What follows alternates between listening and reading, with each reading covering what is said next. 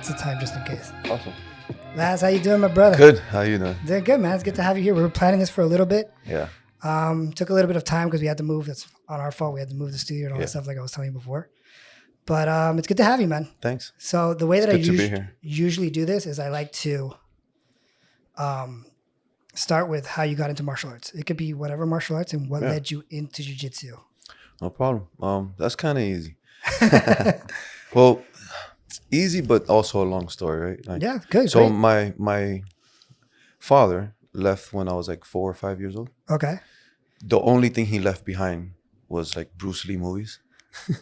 So I had a lot of Bruce Lee movies that I would just pop in there. Yeah. And I would look at them all the time. So then, years passed. My mom didn't have the cash and stuff like that, so I couldn't do any martial arts. Right. But had you start martial arts because of Bruce Lee? No. Well, it was because of my dad, right? So I'll go back to that. Okay, so okay. When I was like 28, I was looking for a change, I was trying to change a couple of things that I was doing that I wasn't happy with, right? Okay. So jiu-jitsu, I wanted a connection also with my father. I had just found out that he had passed away. Okay. And I had never seen him and stuff like that. So I was like, you know what? Those Bruce Lee movies just kept coming back into my head. And that was just a connection that I had with like my father. So I have to do martial arts. I want to do martial arts. Always wanted to do it my whole life. Right. I was the kid that would go and walk around, nothing to do, and look through the window and see the guys doing kung fu and all that. And I would just sit there and just watch them, But we just couldn't afford it. Right. So when I was 28, I had my own business. I wasn't making a lot of money, but I was making some money, and I could afford it at that time. What were you doing before you started teaching? I've done a bunch of stuff. So I was a plumber for a long time. Yeah. I've done construction. At that time, I had opened up my own landscaping business. Oh, nice. So I was doing landscaping for a long time. Okay. And then after that, my brother lost his job, so I gave him my landscaping business. Really? Yeah. I said, here, you run with it. You need to make money for your family. You need to provide. Oh, that's nice. I gave him the trailer, all the equipment. I said, just keep doing what you got to do. I went back to work. I started doing security work. Okay. By that time, I was already starting to teach and stuff like that. So I needed the time as well. So I would work from 7 a.m. to 3 p.m. Okay. Just so I can make it to the classes at 4. Right. Teach the kids classes and all the other classes. Oh, that's awesome. Yeah. But, okay, so how did you? What was that first day of jiu-jitsu? How did you get to that first day of jiu-jitsu or martial arts? Well, so I walked into this place. I wanted to do jiu-jitsu, right? I started watching UFC and all that kind of stuff. Yeah. Before that, I was watching SmackDown. But once the UFC came out on I think it was the Tough Seasons. Yeah. It brought it to light to everybody. 100%. And I was like, I gotta do that. That's what I want to do. So for months before I even started doing jiu-jitsu, I went to BJ Penn's, website. Yeah. And started looking at all the moves and started like trying to learn. BJpenn.com? Yeah. He was one of the persons at that time that had it all in a library. Really? I didn't know he had a library of moves. It was free, dude. Really? At that time, it was free. Shit, so you would go onto the website and just put on like arm bars. And a bunch of stuff would come out. Yeah. So I would sit there and watch the match of the week, the match of the day, all that kind of stuff. Dude, that's awesome. I didn't know that BJ Penn had that library of moves, and especially coming from BJ Penn. Yeah. That's fucking sick. It was amazing. I loved BJ Penn. Like, you start looking at these guys and seeing how they did it and what they did to be successful, And I was like, man, I want to be like BJ Penn. Yeah. Everybody that comes into jiu-jitsu, I'm sure, wants to get their black belt as fast and as soon as possible. Dude, 100%. Especially with that white belt, you're like, damn. Everybody, right? Yeah. So you hear BJ Penn gets it in 3 years, So you're like, I can do that. I'm going to do it. But, the reality is BJ Penn was different. He has an anomaly. Yeah, he was different. And he had a different support system too, right? It's also a different time back then, I think. Different time, 100%. He was with Half and stuff like that. So I followed all of that. And then, so I walk into Montaña School. Yeah. Which was a Gracie Baja at that time. Yeah, by the train station, right? Yeah. Well, no. No, he was on Bird and Bird and 72nd, right off of the Palmetto. Oh, okay. There's an Orange Theory there now. Oh, okay. It's on the second floor.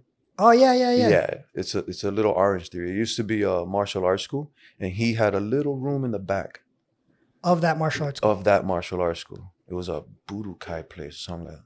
So he had a little room. So it was like a judo place. No, it was a karate type place. Oh, okay. I'm thinking of something else then. But so he had that little room in the back, and that's where I started doing jiu-jitsu. So the first day I go in there, he's like, "Hey, you want to do jiu-jitsu?" I'm like, no, I'll come back tomorrow. So I come back the next day. He's like, "Hey, you're gonna do it today? You're gonna start?" I was like, no.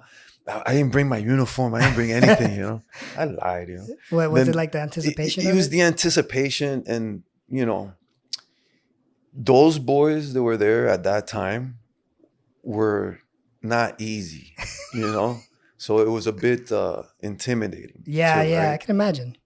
So Saturday, I was like, I'm gonna do it. I had my shorts under my pants, everything. I sit down, I'm waiting, I'm watching the boys, and he's like, "You gonna do it today?" I was like, "Yeah, fine. I'm gonna go. That was it." And you fell in love that day. Well, I had already loved it, right? Like, okay. It was more like just I was picking my moment, my time. Yeah. You know, to ease in. I do the same thing in a lot of places where I'll go and I'll kind of like read the room for a little while before I start talking, or it's just part of who I am, I think. You say like it kind of like in general, you'll sit back in the cut and kind of monitor the people before you decide to engage with them, right? Yeah. That's smart, man. You kind of get an observation of the type of feel for everybody and stuff like that. Right. So I got a feel for him and the guys. I knew who I wanted to gravitate to, who I didn't want to roll with. Yeah. I mean, that's smart, man. Yeah. So after that was it, man. You know, just kind of kept going from there. So you got into Montaña. Can you move the mic a little bit closer to you? Yeah, there we go. That's perfect. So you started with Montaña, and man, the how I remember Montaña was on 72nds on US 1. On US 1. Yeah. And I've never met him, but I've seen him a lot. I used to train at Hillian's, and he would go for like the promotions over there. I think I met him once. So now he moved out of Florida, out of Miami. I think he's still in Florida. Okay. And he's under Hillian now. Oh, really? Yeah. Oh, I didn't know He opened up like a Hillian school. I knew that they were like friends. Montaña, from what I remember, was he came up with those guys. Like he came up with Carlos, Marcio Feitosa. Like he came up with a lot of those guys. So Alien Holes. He has all of those people as like friends, not just like and as mentors, right? Yeah, but he grew up with them, you know. That's a good group. So he has a really good support, which I think he needs. Yeah. Yeah. Well, that's great. That's great, man. And then so you started at Montañas, and then you went to. I went to Buiu's. Right. Buiu's. So I don't want to get into too much how that happened, but I think things went a little left at Montañas. Okay. And then I had to find something else, you know. Okay. So when I found Buiu, it was like different. Do you remember it was a big difference? Around what time you got to Buiu's? Maybe like 2010, 11, 10. Yeah, so he was in the warehouses. Oh, okay. Yeah, with the red walls. Yeah. Yeah. I remember that time frame, like that academy being like a tough room. It was not big. saying it's not now, but I'm saying like it was like a tough room. Well, all the guys that are there, like that were there, a lot of them have schools now. Yeah. And a lot of them are doing well, and a lot of them did well competitively. Yeah. You know what I mean? Like. Yeah, 100%. So Technica came out of there, Arise came out of there, Freedom Fighters came out of there. Yeah. Those are all like good schools. Good people. So he had a good group of guys. That's good. We all kind of competed a lot. When you got to that room, was it a big group of people? I was one of the first ones there, per se. Oh shit. Like Technica came after me. Ceviche was there, but he wasn't really training. He was there more with like his son. He started training after. Okay. So I was kind of like one of the first ones of the group there. JP was there. Okay, yeah. He was a white belt when I came in. He taught one of my kids. Yeah, he's great. Yeah. He's awesome with kids. Yeah, he did a really good job with one of my kids. No, he's great with kids. That was a while ago. That guy's really, he knows how to talk. He knows how to get the kids riled up. Yeah. You know, he knows how to get out of them what he wants. It takes a lot of patience to deal with like a kid's class. It does. Yeah. It does, you know. You have to kind of like it too, you know. I like the kids, but I like the adults more. Yeah. But I because my son's in the class, I tend to have fun, you know. Right. That makes sense. That makes sense. Yeah. That makes a lot of sense. Like kids class, I used to teach a kids class, but I stopped teaching because I thought you need to dedicate a lot more time to teaching than one would think. Yeah. I mean, as you would probably know this, like when you teach somebody or you're teaching a class, it's not something that you go and you show up and you teach. No. There is a process that you have to make the curriculum. Yeah. You have to understand your students, how they learn, how you're going to teach this. Like there's so much that goes into teaching that people don't see. Well, it's so much easier with an adult, right? Because we can have this kind of conversation. Right. I can feel you out, and then I know what kind of drives you or how to explain it to you. You got to be like a king on metaphors. You got to know how to really make people understand, you know? That's good. You're Hispanic because you have those metaphors in your back pocket, bro. Yeah. So, you know, that sometimes helps them be like, oh, yeah, okay, I get it.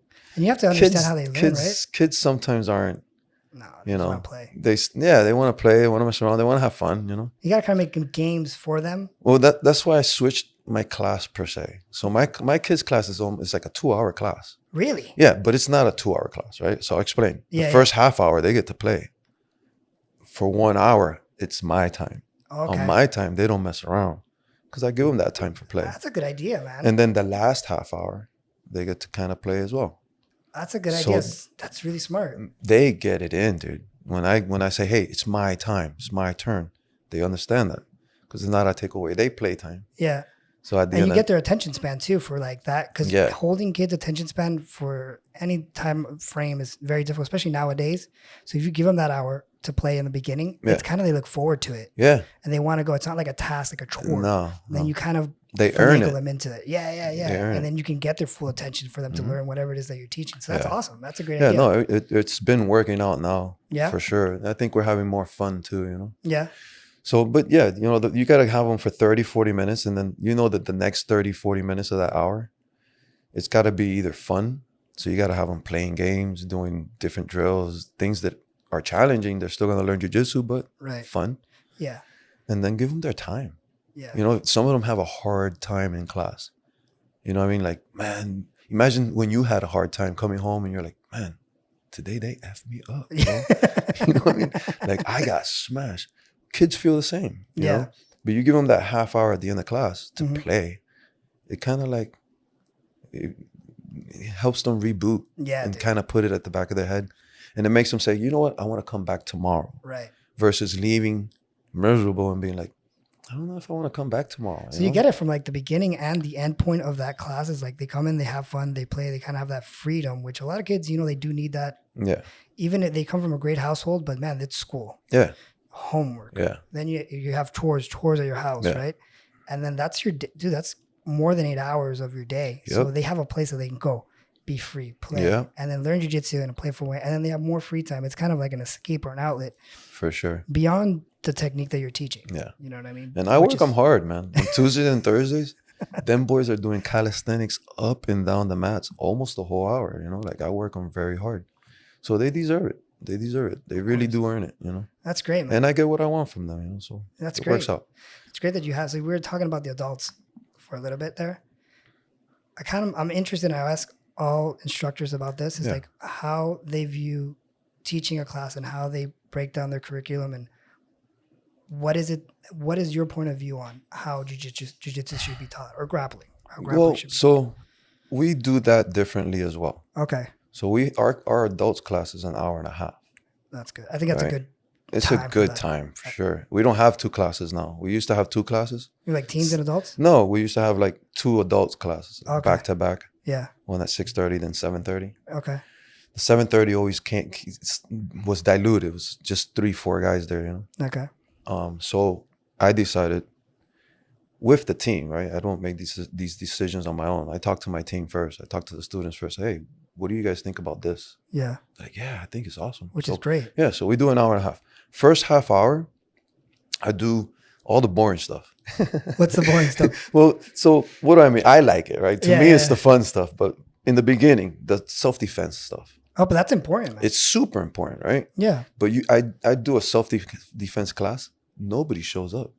That's true. You know, nobody really, they just want to do the sport jiu-jitsu. They just want to roll. They want to do all that stuff. So the first half hour, we get a light warm-up, and then we go right into technique. Most of the technique is self-defense driven. And if not, then it's something that's very fundamental. Okay. And we do that for the first half hour. Second half hour, we turn it up a little bit. If it's, let's say, arm bars that we did, or I'll use an example of what we've been doing. we've been doing kimuras and stuff like that. Okay. From self-defense aspect, guy grabs you from behind, get a kimura, turn around, flip the guy, or hit the kimura and stuff like that. Yeah. Then we go into kimuras from the guard, or go into kimuras from different stuff. So we're a little more advanced now. Yeah. And we do that for like 3 weeks. Dude, I think 4 weeks. it's such a good thing that you're doing the self-defense aspect of jiu-jitsu.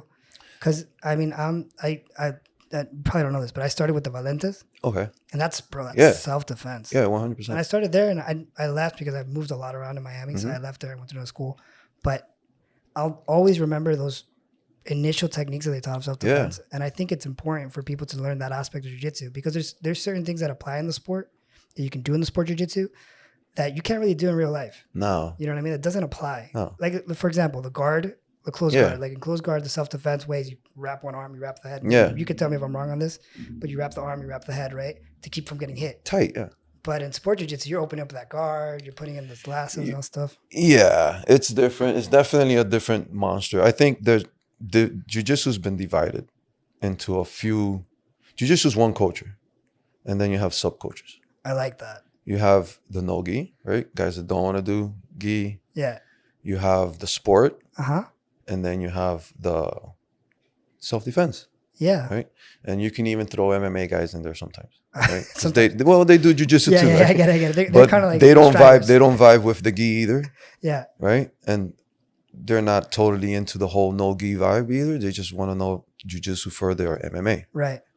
So you have some subcultures within our culture. That's a good point. And it's all different. And then you have the sport, and then you have the guys who just want to do martial arts, right? Right. And it's hard to have both. I think a school that has a lot of sport, it lacks a little bit in the martial arts aspect as far as like the etiquette and, you know, the loyalty stuff and all that other stuff. When you get into sport, you get guys that are just want to be in the sport. Just want to do good. Yeah, they just want to compete. Yeah. So, but it is important to have that self-defense. So I try and throw it in there without them even knowing. Well, now they're going to know. They know what's up, you know, but it gets them to learn it. So if something did go down, they know how to use it. So that's one thing that I learned a lot in Montaña school because he did a lot of that stuff too. Yeah. He'd give you gloves, me no gloves. Be like, all right, punch him in the face. You take him down. You know what I mean? That's old school, bro. That's old school. That's and he would do the same thing. Yeah, he would do the same thing in the guard. You know, guy on top has gloves. Guy inside the guy holding the guard doesn't have any gloves. You do submissions. Be like, guy, punch him.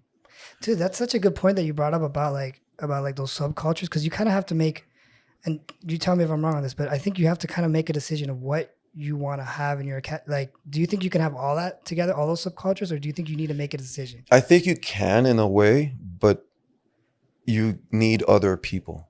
Okay. You know, and that's the hardest thing I think now. People to step up and be like, hey, I want to teach this part, right? Oh, okay. Or I want to teach that part. Right. So I have 2 guys that wrestle. They're kids. They're in their 20s. They like wrestling. So we do wrestling on Fridays. That's awesome. That's it. There's no jiu-jitsu. You want to do jiu-jitsu, you do it after. That's awesome. So, and it'll be an open mat, right? So that's one way to bring it in. But it's hard for me to do it, right? Right. I can't wear all those hats.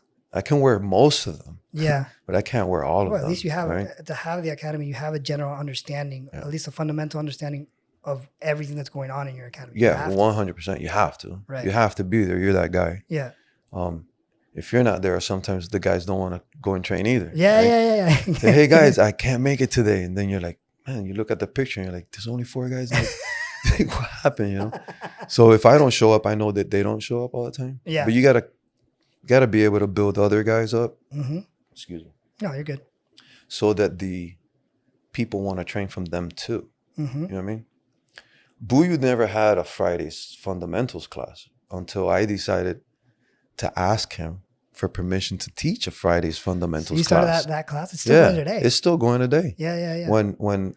So that's how I started really teaching. It was like, hey, Buiu, I want to teach. Would you give me the opportunity to teach on Fridays? We don't have a class. A lot of the guys want to train anyways. Yeah. Let me do it, dude. I'll do it. It's hard to find people like that. Yeah, I think Buiu is really good at catering to students that want to give back. Like they want to be participate in the community, like be a teacher or open up a gym or whatever the case may be. He's very good at being available to allow people to grow in the way that they want to grow. 100%. Yeah. You know, but and there's not a lot of people that are that way. That'll help you that way. No. And you know, he gave me that opportunity. That's why I've never taken anything from that man. You know, I love Buiu. Buiu is my guy. You know. Yeah. When I went to Buiu, I also realized that not every Brazilian's the mean, tough, monstrous guy. You know, that you can actually learn jiu-jitsu. Yeah. And have a great time. You know what I mean? That's a good way of putting it. Yeah. You know, sometimes you go to a school and you meet these guys and they're terrifying. You know, you're like, oh man, these big monster. And then you're like, okay, everybody's like that. You know, you're like, oh, if Brazilian, he's like that. A pojada every day. But it's not the truth. You know, you have people like Buiu, you have people like other people, you know, that you can have both. I'm glad I saw both sides to the coin. Yeah. Because I learned a lot from Montaña that I still teach to this day. But I learned a lot of how to treat people and how to be a better professor from Buiu, for sure. Yeah, there's definitely a point in being an aspect of a professor that goes beyond than just teaching the techniques. Yeah. You know what I mean? I think that obviously if you have a jiu-jitsu school, your main goal is to teach jiu-jitsu. Yeah. But you can take it a step further and be somebody that wants to be a resource for your 100%. Students. 100%. Bro, I have guys calling me on the weekends sometimes. Hey, man, what's up? You have a minute? Yeah. Yeah, bro, what's up? What do you want?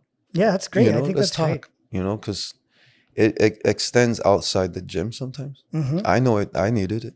Yeah. You know, I know that I went through a tough divorce. You know what I mean? And if it wasn't for jiu-jitsu and the guys in jiu-jitsu, more importantly, the guys, especially Ceviche, who helped me out a lot, it would have been different. Who knows? Yeah, that camaraderie in jiu-jitsu helps a lot. 100%. Yeah. So I was happy I had that, you know, and the community in jiu-jitsu they support one another, you know. Right.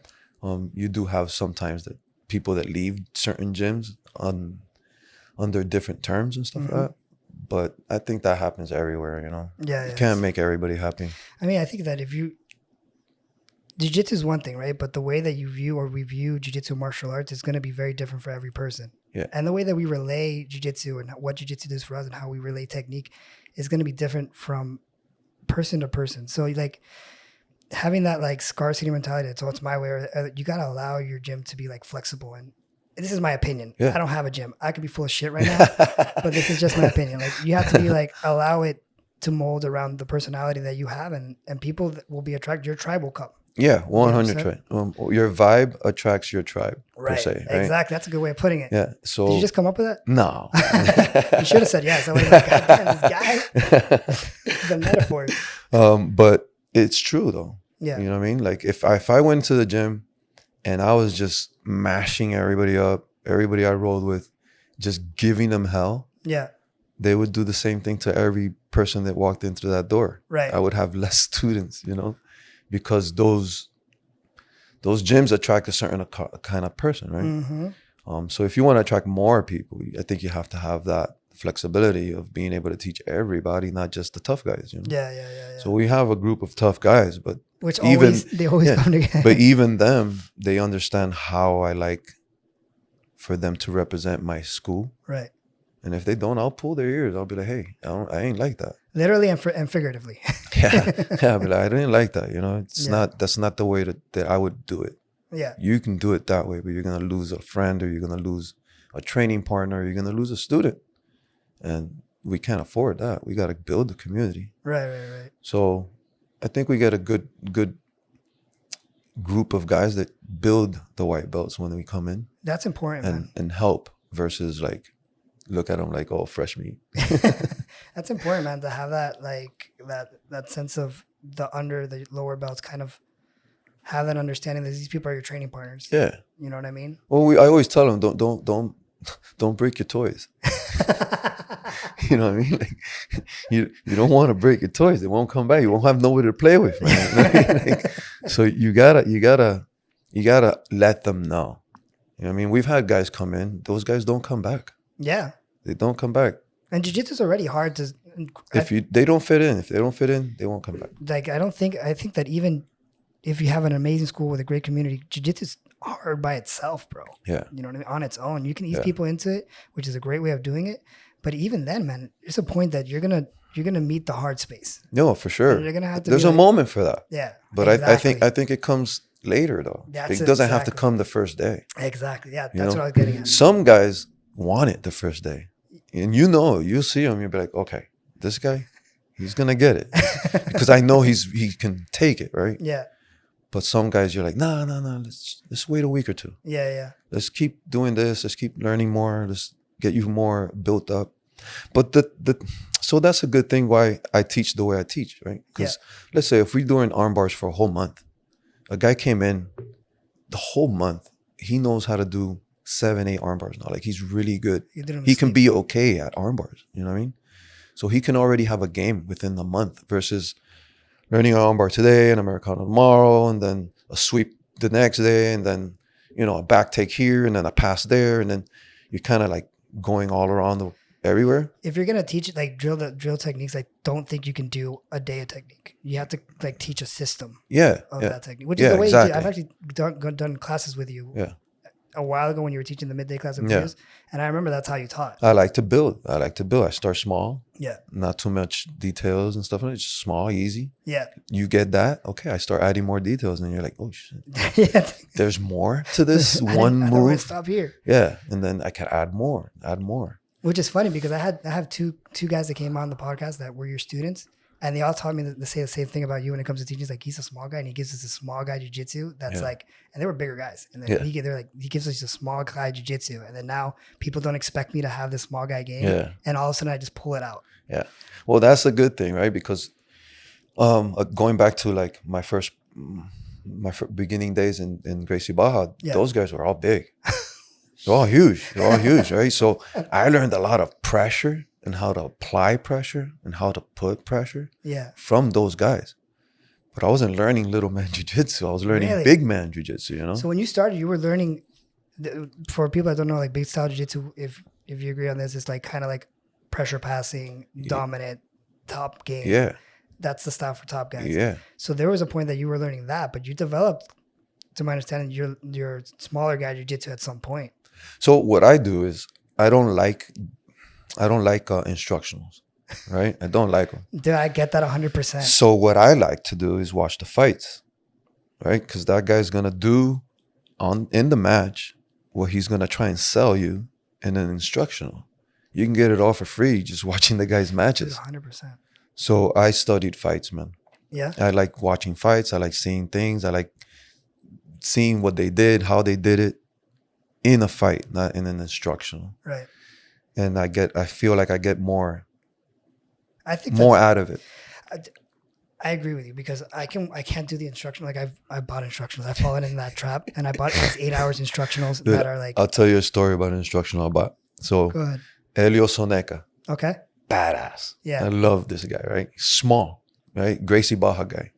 Comes in, teaches a bunch of half guard stuff. Still teach it to this day. It's great stuff. Yeah. Awesome stuff. Nothing bad about it. Even the instructional. Amazing instructional, right? You know how you watch an instructional video first time and you don't pay attention to certain things, but after like the second time, third time, you're like, wait a minute. This guy had no underwears on. And these little shorts, bro. And I'm like, dude, is that his balls, bro? Like and I'm like, no way, man. It can't be. There's no way it can be, bro. That's this guy's balls, bro. I was like, that's it. So I was like, you know what? I'm not watching instructionals no more, man. I'm fucking watching fights from now on, bro, because they check them and make sure they have underwears on, bro. Dude, and that was like you can't catch that on the first one, man. No, bro. Like, no fucking way. No fucking way, dude. This is happening right now. Yeah. You planned it. You did it on purpose to see what you could do. He must have. I don't know, man. But back in the day, those guys were kind of crazy like that. Beach life, bro. Yeah. That was just the way it is. That's hilarious. But with Montaño, we had that since he knew a lot of people, we would get a lot of people coming through the gym. That's dope. We had Sapao, we had Andre, he was like a MMA fighter, a UFC fighter at that time. We had Soneca come by. I met Carlos Jr., Marshall Feitelza. That's the head of Carlson Gracie. Gracie Baja. Yeah, that's pretty cool. How was he like? He was cool, man. Tall. Yeah, big guy, you know. But he was cool. Really cool guy. They would tell us stories about him too. Like Montaña had a lot of stories from Brazil. I can imagine. So he would tell us little stories about them. But it was a great time. Marcio Feitosa was the guy I really like gravitated to because he was more small. Yeah. He was more my size. That's a big And he was like his vice president, I think, the guy in charge of all his like curriculums and stuff like that, I think at that time. So I always gravitated towards the small guys. Yeah. But my favorite passer probably is Rodolfo Vieira, you know. Oh, dude. So I studied him a lot, all his matches and stuff. And that's where my passing comes from, you know. Yeah. Yeah. He has a good passing system. Like Man. Him and Vieira, rest in peace. Vieira was Vieira's not the one that passed away. Leandro Lo. Leandro Lo's passing was dope. Yeah. That guy was crazy. I used to love just like again watching the matches, man. It's more entertaining. I think that you actually get more seeing the match because you can see the resistance to the Well, the thing is, you'll see the technique, and then if the guy reacted, you'll see what he did when he reacted to defend the technique. And you're like, oh, okay, now I can do that too. And some of those things don't come out on the DVD. Dude, a lot of more people are saying that too. Like the best way to learn jiu-jitsu, or people that I've talked with are telling me the same thing, that the best way to learn jiu-jitsu is not really the instructional. No. Excuse me. It's watching matches. Yeah, 100%. Because the matches, they'll show you the resistance that and full time and the reaction Yep. and everything you need to get out of. Like if you're passing, they post a frame on this side, you got to go to the other side. That you'll see that in the match. In Yeah, you'll see everything. And dude, instructionals can be boring, bro. They can be. I tried listening to Danaher. I tell people I put them on when I want to go to sleep. That's 100%. His voice is so soothing. Yeah, he I'm out. I got one of his instructions. I don't remember. I think it's a leg lock one when leg locks were coming into the game. Yeah. Like I was trying to learn leg locks. Yeah. I think the first minute was theory. Okay. Theory of leg locks, which is very good information. But Yeah. I felt like I was in a history class, and I was like, "Bro, what the? Am I going to be taking notes, or are we going to be quizzed? What the fuck's going on?" It was terrible. Yeah, leg locks, man. When I started doing leg locks, I was probably the only one doing them in the academy. Yeah. And Buiu's place. Damn. Yeah, because nobody did them. No. Nobody wanted to do them, and they were still kind of like frowned upon per se to do them in the academy. Yeah. So I was one of the only guy kind of doing them there, but I would study Dean Lister. Ryan Hall. Yeah. You know, those are the guys that I kind of liked. They Yeah. were doing really nice stuff. Yeah, Dean Lister was like the first. Well, he had the fundamentals, like the pioneer, bro. It's crazy. Yeah. That guy I still get people with all that stuff today. Yeah. Yeah, all the damn list. That guy was the pioneer when it came to leg. I don't think anybody in jiu-jitsu, and maybe you know somebody, but nobody in jiu-jitsu was doing leg locks for that time that wasn't Dean Lister. There was probably one other guy, I forget who. And then you had Toquinho come in with those really crazy heel hooks. He was taking people's legs off. Yeah. Did you see that 16-year-old that's like in, I think he's a 10th Planet guy? The big boy? Yeah, he's kind of big. He just ripped it. Bro. Yeah. He's fucking people up. I haven't seen him in a while. See, you know, he has to train somewhere, right? Mm-hmm. But he's probably training in a place that kind of allows that kind of stuff. Yeah. And most of the people in that room are the same. Right. You know, and I'm assuming in other schools, they'd be like, yo, can't do that. Yeah. I think he was at like a Eddie Bravo classifier for something, which was an internal EBI tournament, and he ripped it like on somebody that was from 10th Planet. Wow. I don't know if that's true. I don't know. Maybe. Yeah. No. It's still. I mean, either way, you have that's part of the gentleman side of jiu-jitsu. Like we're in a fight, we're in a combat. Yeah. I should want to win. I should be trying to break your limbs and stuff like that, but I'm not gonna try and like take away your career, you know. Well, do you think there's ways of doing that without having to do it that way? Do you think that is that a leg lock prone outcome? Like, do you think that leg locks are break easier than like let's say an armbar? No. You don't think so? I think the thing is that we don't learn the defenses on leg locks. A lot of people do the leg locks and shit like that, but they don't run through the defenses. That's a good point. A lot of people learn the offense side first because it's always the most fun part to learn, aspect 100%. Of jiu-jitsu. Defense is boring. Not boring, but it's not what people want to learn. You know? Right. You want to be an attacker. Yeah. So like this whole week, we did Americana defense, triangle defense, armbar defense. That's it. That's a good point you bring up with the leg locks. I think that because when you learn arm bars, you kind of have to learn. We hit a whole month, usually it's towards the end of the year, of just defense on leg locks. Yeah. Everything that I can know, we're going to go over it in like a whole month. You know? So how do you like, not like, how do you break down your curriculum? Like, how do you see it? Like, do you plan it out and be like, oh, this is what we're going to do for the year, this is what we're doing for the month? Or do you go by what your students give you?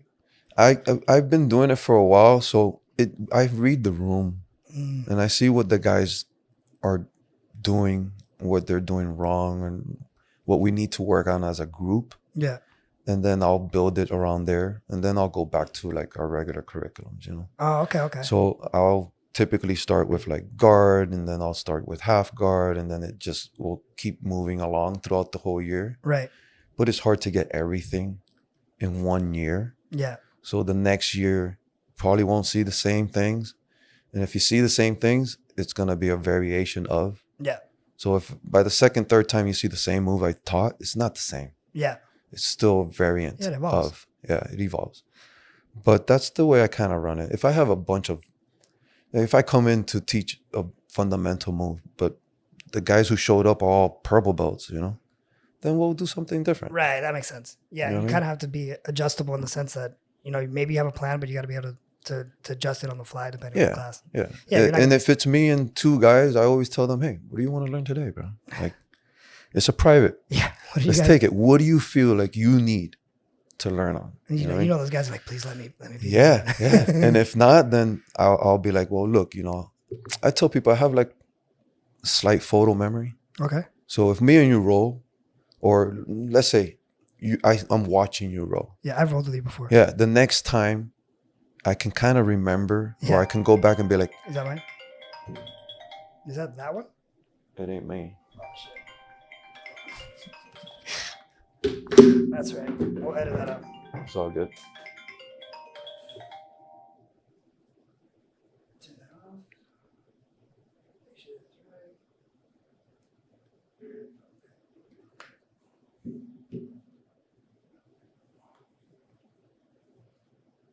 That out of airplane mode. All right.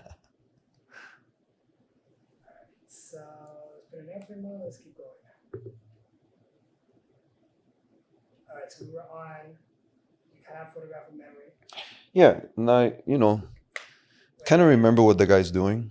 I'll be like, hey, man, you keep doing this shit, man. And let's fix it. Let's go ahead and fix it. Let's take the time now. It's just us, you know. Let's get it done.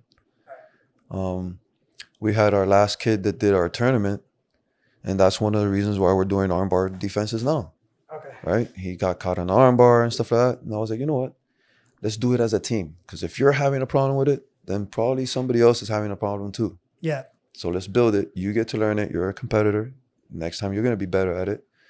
But now when somebody else tries to get it here, everybody's going to be better at it. Right. So we're going to do this together as a family, you know? That's great. And I do that a lot too. Like if I see that they did something good or bad, it could be good. Man, this kid did this in the tournament. It worked out great. Let's go. We're all going to do it today. Yeah. Because it's, you know, we vibe off of it. They like it. The guys like it too. You know?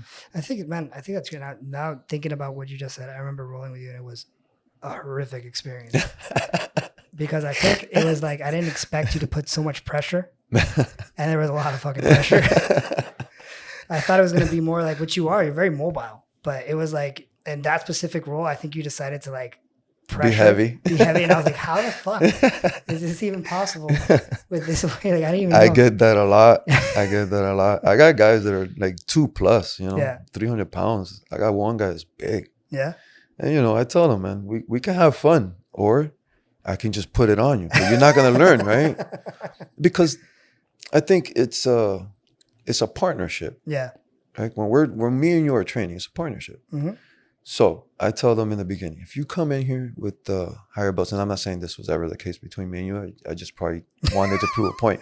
But if you go super hard, right, the person's just going to match your intensity. You know, they're always going to match your level. And that's the way we do it. Right. I don't let them go over. Yeah. And I kind of picked that up from Marcelo Garcia. Yeah, he would always say that he always rode one notch above the other person. Right? Just one notch. What the fuck was I doing, dude? Meaning that if he's a white belt, you roll like a white belt 4 stripes. If he's a blue belt, you roll like a... That way, the person still can move, still do stuff. Yeah. But then you can still put it on them. And then, so you're leading the dance versus, you know... We weren't dancing much, dude. I was just I probably just wanted to put pressure right there. Maybe I was being lazy, you know. I was just, all right, I'm just going to lay on this boy. It was But I tell the big guys, don't go too hard sometimes with the guys, especially, you know, because you want them to teach you. Yeah. You know what I mean? So I've had guys come in and be like, I'm going to kick your ass one day. Like, you know, just because you said that, it's never going to happen. You know, I might have been nice and let you do it in a couple of years, you know, for sure. You know, you earn it, you get a good move on me, I'll let you get it. Yeah. But now I'm going to make a note of it. It's not going to happen, bro. And I think that's good too, you know. Yeah. I mean, it's everything in play. Yeah, you can play around with the guys, but when you get serious with somebody. I mean, that doesn't happen well, at least it hasn't happened to me where it gets like really serious in a role. Maybe it's because I don't take like training for me. Just training is fun. Yeah. You know what I mean? 100%. If you're not having fun, you're doing it wrong, dude. Right. If you're not smiling, I'm sure I was smiling when I was smashing. Right? Dude, you were laughing. I don't remember. Like I remember roles with people, and there's like certain roles that I remember that you just, I don't know if you were talking shit. You might have been to like, get out of there. I'm like, bro, you fucking serious? Like, I don't remember what you were saying, but it was a terrible experience. Like, it was fun, but it was like, it was a terrible experience. I was probably trying to like move a lot or something. You're like, I'm going to hold you down. I'm not gonna, like, you think you're fucking mobile? Listen, okay, come here, motherfucker. That was a while ago, man. That was like 6, 7 years ago. Oh, wow, man. Yeah, it's been a while. Yeah, my boy was like 2 years old, I think. I used to bring him every once in a while. That's right. Yeah, he's 8. Yeah. So it was around that time. Wow, man. Damn, maybe you were tired. Flies. You didn't sleep well that night. You're gonna smoke this motherfucker. I'm not doing this shit today. That's good. Sometimes, man, I the guys get fast, you know. So I tell them, if I catch you, man, that's it. You know, I'm gonna slow you down. It's my job. I'm gonna let you gas out, and then the 2.5 minutes are mine. I'll give you 2.5 minutes. The last 2.5 minutes of every row is mine. Every row. Maybe I remember the last 2 minutes. So I always tell everybody that, you know, I like everybody to have their time, their moment, but I want to put it on them at the end, you know. So I want to make sure they're doing everything defensively right as well, especially when I roll with them, you know. Yeah. So I want to get into like last weekend you had a competition. Right? Yeah. And you're obviously guiding competitors and you have people that you want to get to that level. Yeah. You know what I mean? Because you have this class, it's always divided into people why they start jiu-jitsu. You know, you have people that are like, I want to just have fun, lose weight, and then you have the competitors. Yeah. I imagine, I could be wrong, that you have to take a different approach with the competitors than you do with the people that are going in for hobbyists, right? That are hobbyists. You can, but you can't. Okay. Like in the class, everybody's the same. Okay. Everybody has to be the same because then it's like you're playing favorites to only the competitors. Okay, I see what you're saying. So I give everybody the same. You want extra? Catch me after class. We'll talk. We'll sit there. What do you want to do? Or I'll get you and pull you out after class. But I try, even though we do, you know, right? Like every once in a while you'll be like, hey, come here. Let's roll. You did this. You did this. Let's fix this. Right. But I don't think that's specialized attention. I didn't like it. Yeah. I didn't like it when my coach coached against the guy I was going with. It wasn't a bad thing. It was just like, why not me? Like, why him, right? Dude, I'm still get like that. Yeah, so I try to feed both, you know? Yeah. I don't, since I don't like it, I'll be like, hey, do this, do that. And if you did it, then I'll tell the other guy, hey, now do that, do this. You know, like I'll jump back and forth, you know? Yeah. I don't like to play favorites. Right. So the competitors get it just the same as everybody else. But they have to look for the extra time. They don't have to look for it, but if they want to know something that is not what we're doing in the curriculum, I'm not going to go out of the class's way per se. That's good. Unless I decided as a class we were going to do it. Right. But I like those questions after class. Like, hey, what about, no. Let's do what we're doing today. Yeah. Let's do what we're doing now. You still haven't learned that yet. And then we can go over the rest after class. And do you ramp up like your class when you're getting closer to competition? So what they do is we don't have a lot of guys that come for open mat and stuff like that. Okay. So I send them to Buiu's. Okay. So when it's tournament time, Saturdays, go to Buiu's. Yeah. If I can go, I'll go too. Yeah. And now that I have time, my son's done with football. I can go and dedicate more time to them. Oh, so you send them to go to the tournament trainings and Saturdays. Yeah. We're a team. Yeah. Like I said, I love Buiu. I've always been with Buiu since I was with Buiu, and I've always gone to Buiu's. Like, so you saw I taught for Buiu for a long time. That's because he needed me. He was like, "Hey, come over, teach this class." Yeah. I was like, "Okay, no problem." Yeah. You need me? I'm there, bro.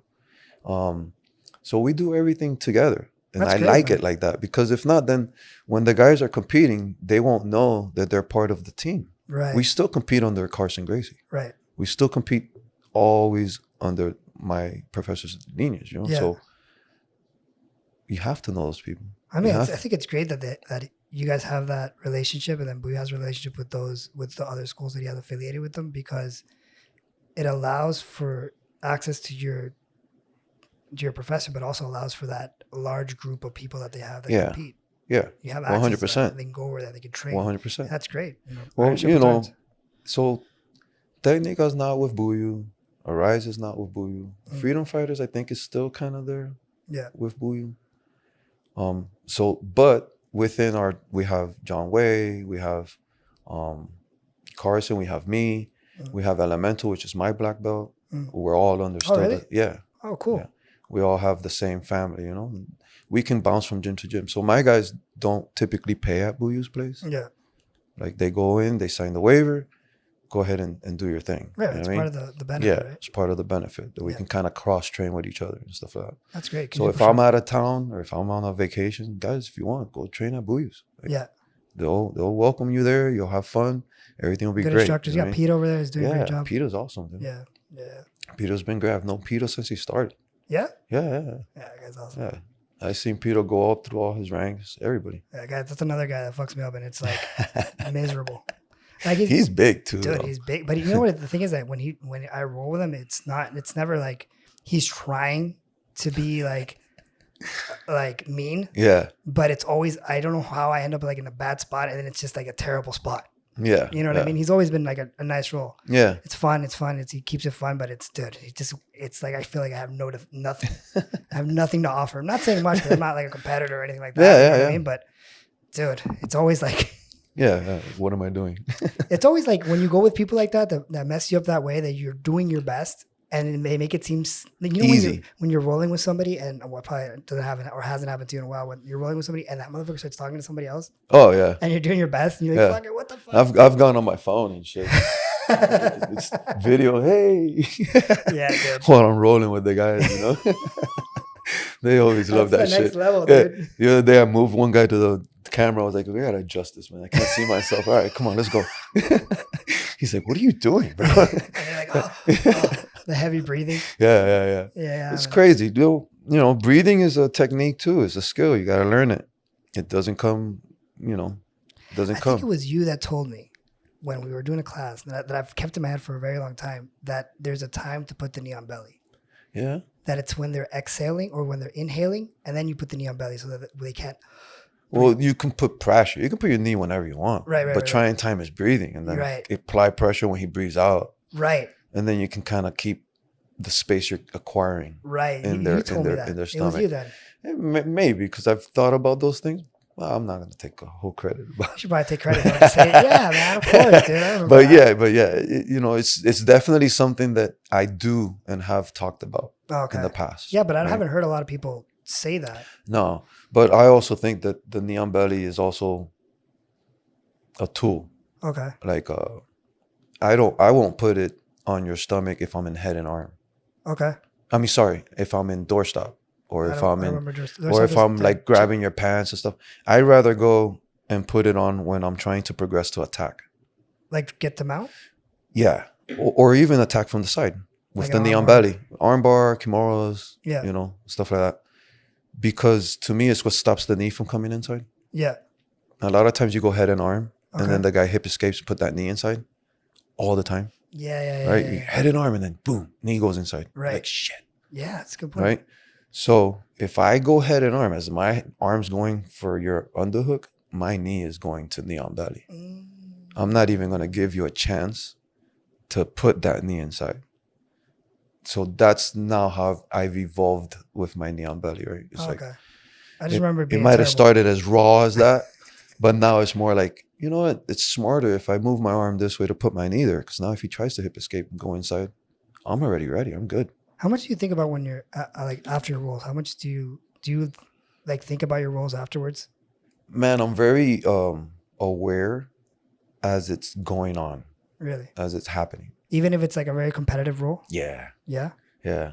So you're able to think like it's not like reacting. You're kind of thinking through it. I know what I'm going to do depending on the person and how they come at me, especially if they're my students, right? Because I've rolled them a lot. Yeah. It'll probably be different, I'm sure, if it was somebody I haven't rolled with and then they come at me because I'm going to see new things. But my students, I know them, right? So I know the ones that bring pressure and I tell them, bring it. That's the only way you're going to get me one day. It's going to be by just turning it up to 100 and keeping it there. Because I'm getting older. I said, not today, motherfuckers, but one day.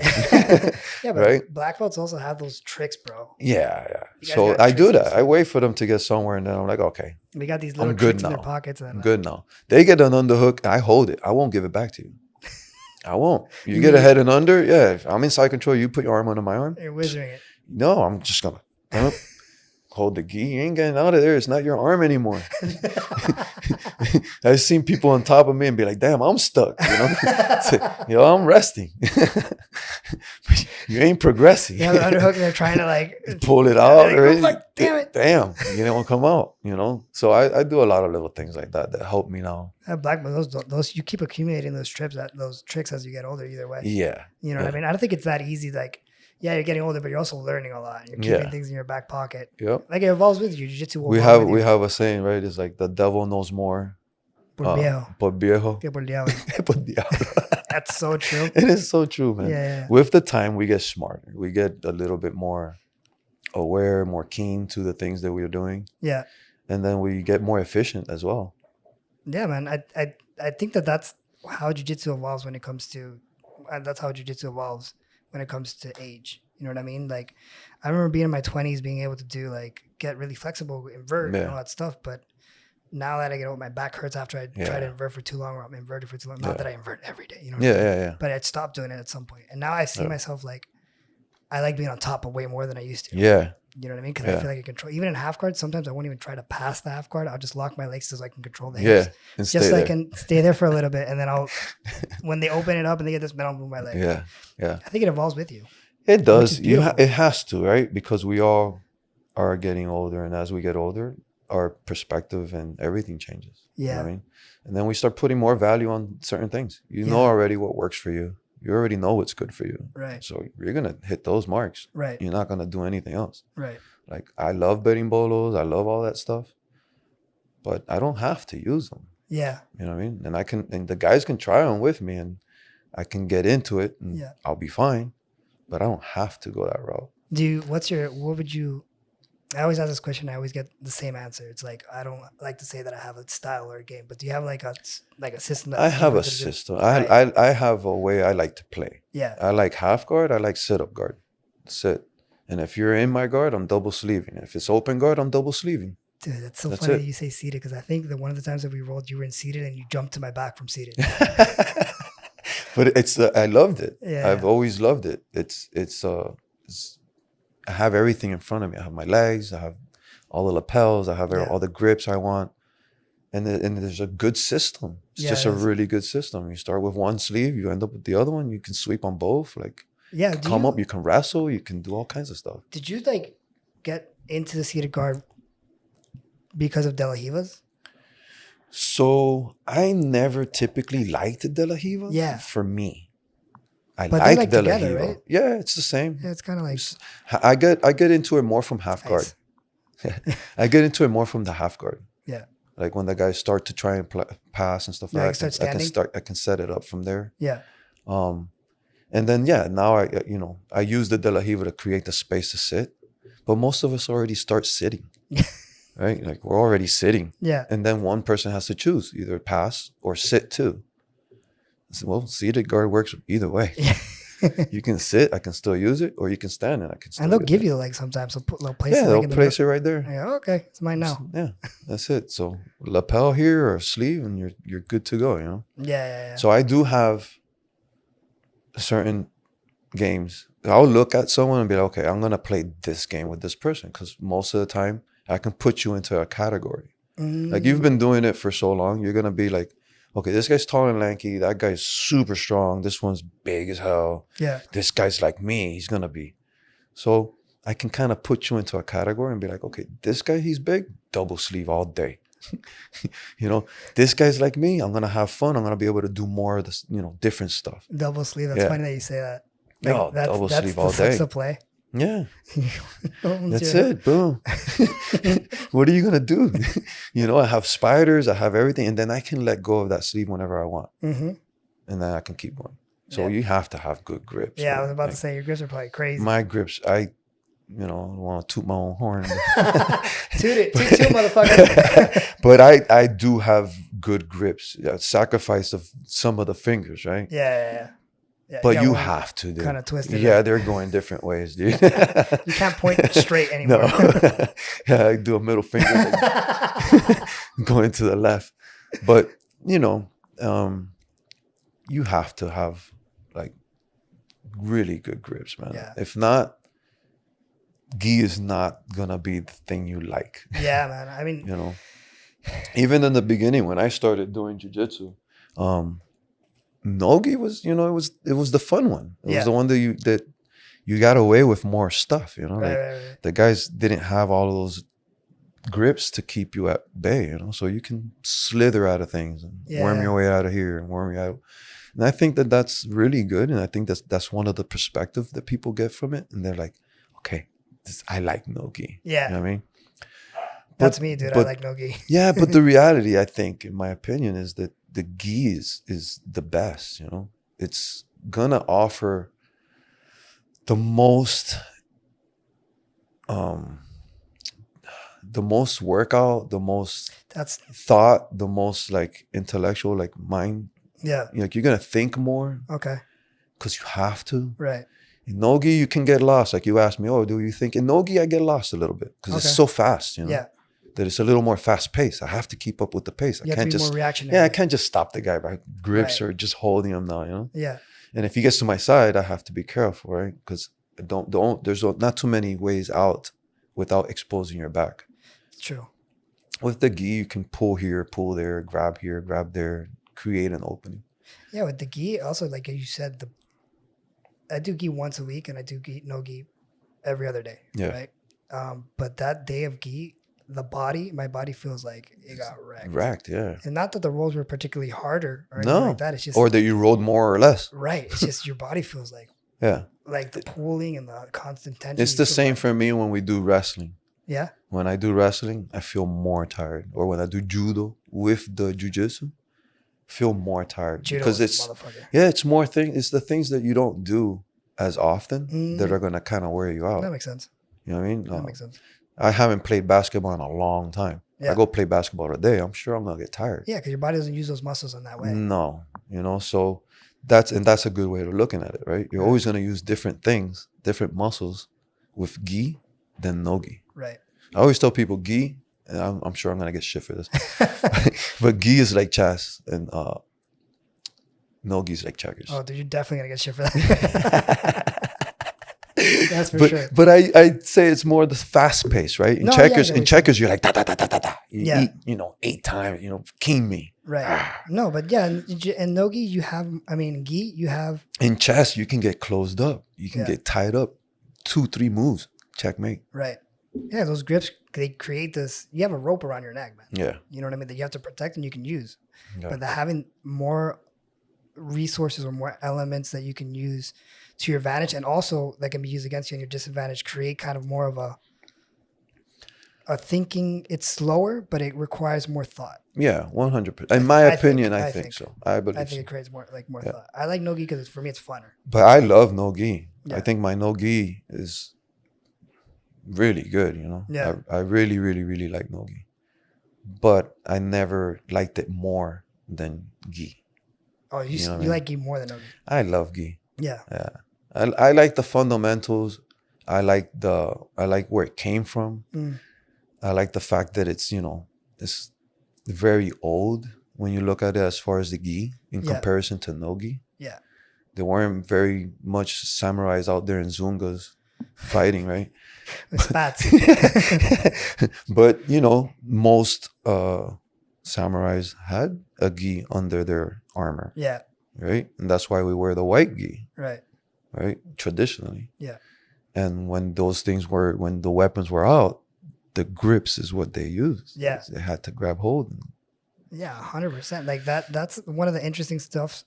And I wish I could talk to somebody about like the history of jiu-jitsu and get really into like from the samurai on, because I think it comes before that. It came from like India or something like that. Yeah. I'm not sure.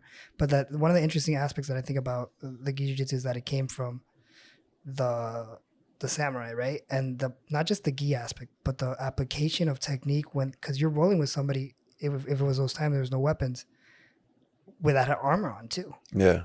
You know what I mean? Yeah. Like you have to fight somebody and create bodily damage on somebody that has a fucking armor.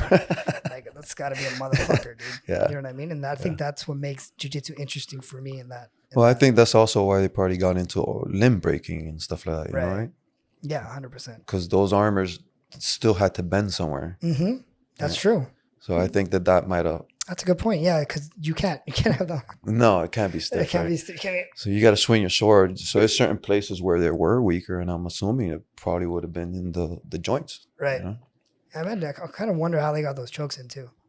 Yeah. You know, I think they had a mask. I'm not a historian, but yes, some of them had masks and stuff. There like wasn't, but yeah, I haven't. I mean, I love the history of jiu-jitsu, but I don't know too much about it. But, yeah, I got it. Yeah, but as far as like where we came from, to me, the gi is just more for me. You know, it's more nostalgia. I like to have my school as a martial arts school. Yeah. Right. What do I mean by that? Yeah. What I mean is I still run the etiquettes, you know, like no messing around, like make sure your gi's clean, all that kind of stuff, nails, all the normal stuff, right? Yeah. But also the part of like respect women, because now we have women in jiu-jitsu doing jiu-jitsu a lot. That was one thing that, you know, when I started jiu-jitsu, if you had a girl come into class, it was viewed as like a woman on a ship, you know. It's bad luck. Really? You know? Yeah, it's gonna ruin the culture per se. The guys were gonna get their testosterone too high. Now the guys were gonna fight too hard. Damn, I didn't know because that. there was a girl in the class.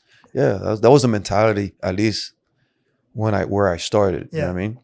Homeboy hated him. He didn't want him. He would make it hard, hoping that they would leave. You know, he just wanted a group of men in there, which is okay. Yeah.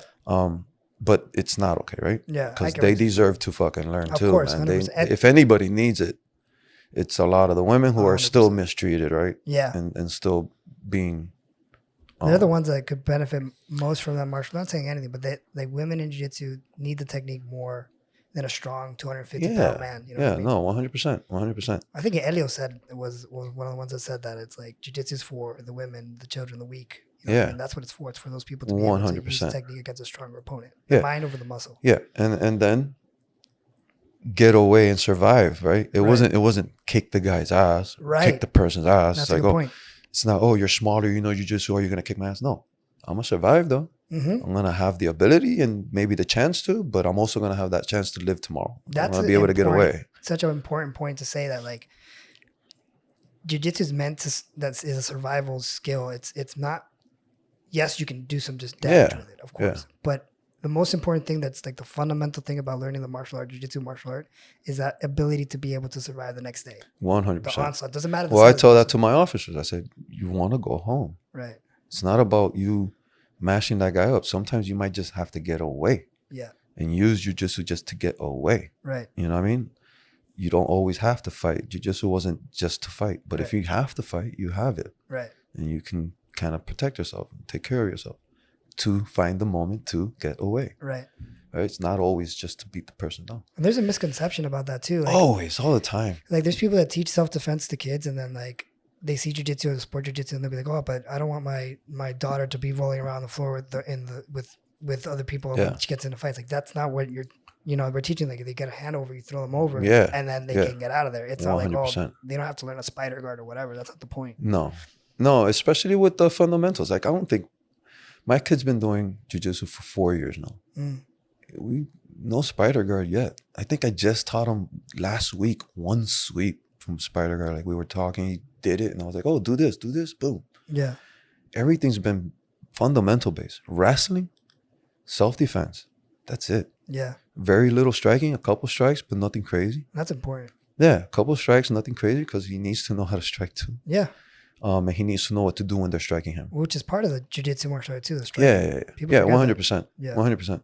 I tell people we don't punch, right? Why? Because we don't want to break our hand, you know, skulls and shit. So we bitch slap. No, that's legit. Like but, to the ear. But it's palm open, fingers back, hit with this. It hurts. Dude, you hit somebody in the ear with that. It hurts. Hickson did it on the beach. Yeah. With in one of his fights on the beach, he slapped the shit out of the guy. Yeah. So we teach the kids mainly to just that. Protect yourself, you know. The sport jiu-jitsu is gonna come. Yeah. You know, there's gonna be time for all of that. Right. And if you look at a lot of kids in general in any sport, they don't become a professional. And some of those that become professionals started when they were 13. They didn't even start when they were like kids, you know? Yeah. So I want them to have fun and love jiu-jitsu. Right. Which is if he loves jiu-jitsu, he's gonna do it for the rest of his life. And getting that self-defense in them young, it sticks with them for the rest of their life. Yeah. He got in a scrap maybe this year for the first time. I was like, oh, he's looking for popcorn. But it was at football, right? In the beginning of the season, the kids don't know each other yet and stuff like that. So they got into it. And dude, I was so proud of the way he held his own and got out of it, you know, with his head up. And they became friends. Yeah. Right? They became friends. As they do. But I was just happy that he knew what to do versus not knowing what to do and how to react to that situation. Yeah. And then maybe getting hurt.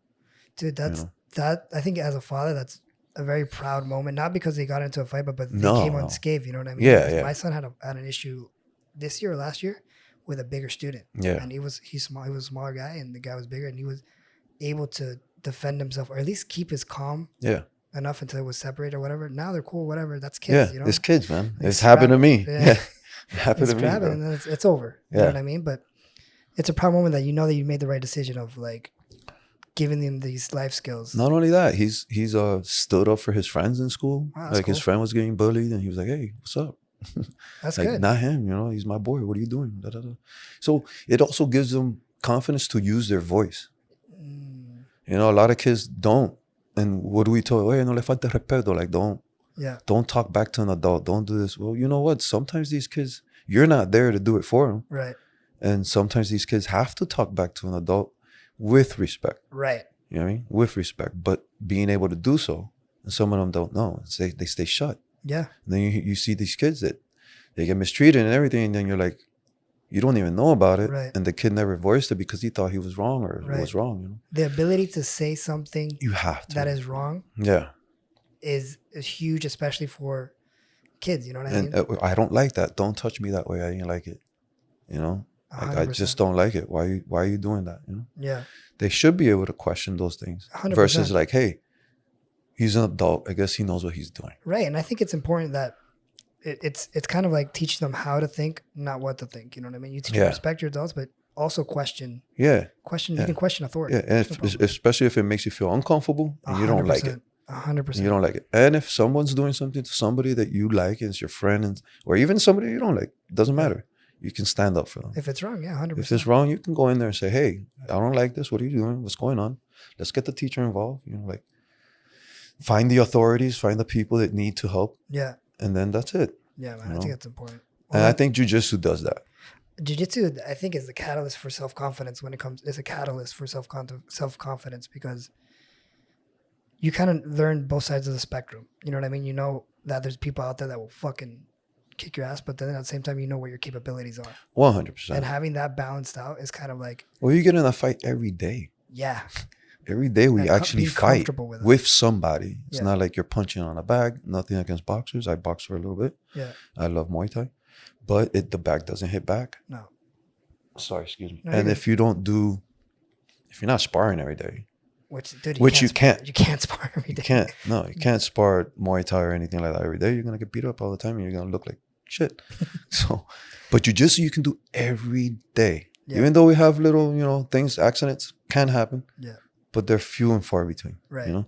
And I think it's just a better way to get all of that in and still have that skill always like right there when you need it. Yeah. Versus, I think I can hit somebody in the face, Yeah. But then you get hit in the face and you're like, whoa, wait a minute. Hold on a second. That wasn't fucking fun. Yeah. So we have guys, man, that know how to, like my black belts, when they get their black belts, I want to make sure that they can defend themselves. Yeah, it's important. Right? And I think I want to make sure that they can throw a punch or two at least. Yeah. And take one or two. You punch them in the face when they're around with I just gotta make sure. These guys all like they all did it. So I have 5 black belts. 1, but I have 4. Right? These 4 all badass guys. I'm sure, I have no doubt in my mind that they can defend themselves. Yeah. 3 of them, I'm sure, will punch you. 1 of them, I'm sure is gonna get you down regardless, right? Yeah. Because he's not so much of a striker. But the other ones, they all learn striking. They all know striking. So moving forward, black belts are gonna have to do certain things to earn the black belts. I don't do many tests. Yeah. I don't test for any belts. They ain't test me for belts. Yeah. But throughout my career, or throughout learning those, I got tested. Right. Right. So we're going to do that. We're going to, we have gloves.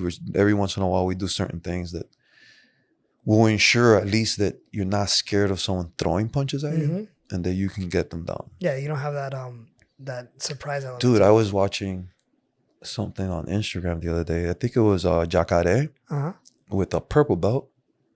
And Jacare has some gloves, dude, and he just starts punching the purple belt. Nothing bad, right? Yeah. But he's just bam, bam, bam, bam, bam. The purple belt had no answer for this, dude. Nothing.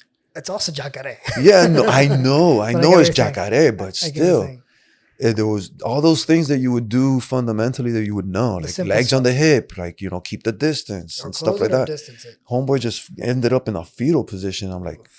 So I don't know if the point of that video was to prove that people need to learn more than just jiu-jitsu. Yeah. You know what I mean? Like, or at least all the aspects of jiu-jitsu, not just choose one aspect of jiu-jitsu and say, oh, this is all I want to do. No, I was going to say there's a shitload of black belts out there. I'm sorry, but I'm sure will get their ass kicked in a street fight. Yeah. No, I think that that's a good point to bring up. Like, you have to learn all aspects. I think that it's important to have the self-defense aspect of jiu-jitsu if you believe in the martial art the way that it should be. Yeah. You know what I mean? Yeah. Like you should have that base of self-defense in it. 100%. Just to get away, if something happened in the street, I train jiu-jitsu sport 97% of the time, you know what I mean? But I know the fundamentals. Yeah. I learned them. Yeah. I learned the Gracie self-defense curriculum. I went to the Valentes once. So when I was with Montaña, there was a moment where I was changing my career a little bit because of what I told you. I was starting the security. I was going to work in the mornings. I was working nights at that time. And I was like, man, I'm going to have to go somewhere, And we were still kind of cool. He was like, all right, man, do what you got to do, So I went to Valentes to check them out and stuff like that. Yeah. And I saw that school. That school was amazing. Totally. That's when they were on 163rd or something like that. Yeah. Dude, that place was huge. Huge. Humongous. Clean. Yeah. Bro, they had like the way that they taught class was pretty interesting. So they would go on and they would say like, I only got like 2-stripe white belt there, but for those 2-stripe white belts, I was just drilled the self-defense stuff, like only self-defense stuff, right? Yeah. And they would teach the technique, and then afterwards they had like a TV, and they would show you the video of that technique being used in like a street fight, or something like that. Yeah, it was pretty interesting. Yeah, I remember the TV. I remember the 32 fundamentals. I think it was something like that. Yeah. Before you even got to spar. Yeah. So that's one of the reasons I didn't stay there. I was like, man, I like to compete. I compete. I was already competing. Yeah, they don't compete. And he was like, oh, we don't do that here. We wouldn't want you to, or something like that. Yeah. And I was like, oh man, all right, whatever. Yeah. But either way, Montaña was like, hey, I'll start a morning class for you. Oh, that's nice. And he was like, all right. I was all right, cool, no problem. I ain't had to go nowhere. Yeah, I just started training in the morning. And the gis are like old school jiu-jitsu gis, like super short. Yeah, you know what I mean? Yeah. Like the short sleeve with the judo top type thing. Yeah, dude, right there. Yeah. Now they have a bigger school. Yeah, I don't know where it is. Well, one of our friends, we called them what was it we called him? Afro Gracie. Afro Gracie? Yeah. He's a black belt from them. Oh, yeah? Yeah, he teaches them. I think he's still teaching for them. Oh, that's cool. Yeah. He's solid, dude. Yeah. Solid, bro. Like you would think, like people think, other people think, they're like, oh, Valente, bro, that boy will put it on you. And he never trained anywhere else. He would occasionally come and train with us, for fun and stuff like that, with Buiu too, occasionally. Yeah. But he was 100% Valente. Old school jiu-jitsu, and he will fuck you up. Yeah, he's really good, dude. All right, man. We're ending this off. We already went over, I think, a little bit. We're 1 hour and 15. Oh, wow. So, is there anything you want to promote? It was a great conversation. I enjoyed it. No, anything you want to promote? Anything you want to say? Anything we didn't talk about? You want to talk about? No, I think we're good, man. That was great. I could always come back. Yeah, man. This is a great conversation, to be honest. Yeah. If you ever want to come back on. Yeah, man, for sure.